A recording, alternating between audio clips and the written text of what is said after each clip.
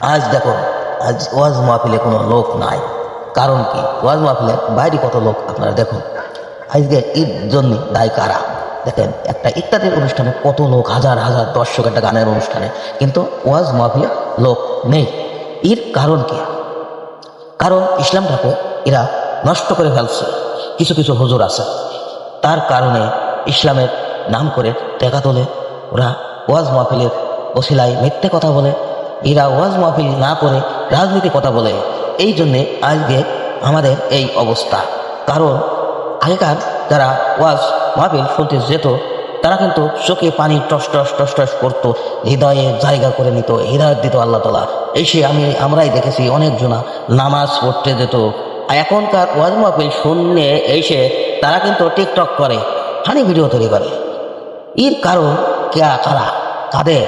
এই হুজুরদের, কিছু কিছু হুজুরদের দোষে আজকে আমাদের ইসলামটাকে নষ্ট হতে চলেছে।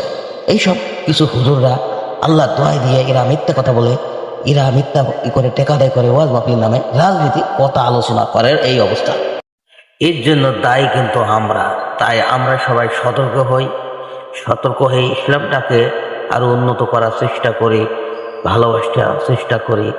কিছু কিছু হুজুরদের কথা না শুনে আমরা নিজের বিবেক খাটিয়ে কাজ করতে থাকি, তাহলে দেখবেন সফলতা আগের মতোই আসছে।